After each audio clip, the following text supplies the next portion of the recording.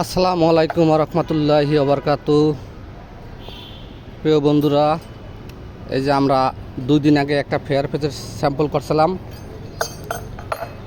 এই যে এখন খুলতে আসি, 72 ঘন্টা পরে খুললাম। এই স্যাম্পলটা আমরা তৈরি করছি রেশিও দিছি 2 ব্যাগ পাথর, 1 ব্যাগ বালু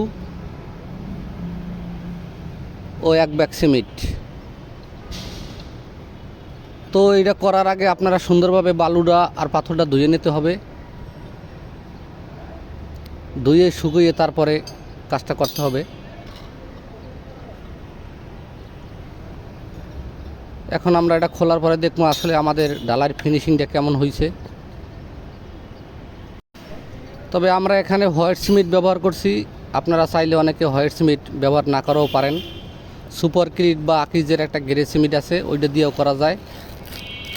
ওইটা আর কি সাদা হবে না।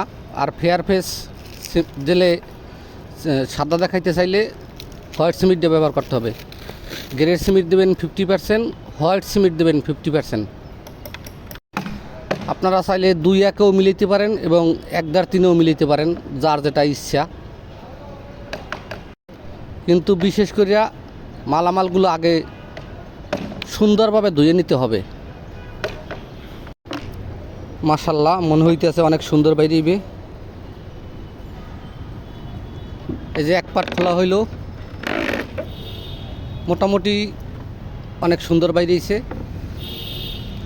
আসলে এটা আমরা স্যাম্পল তৈরি করছি বোর্ড দিয়ে, কলম যখন ঢালাই দেবো তখন তো সিসাটা দিয়ে করব।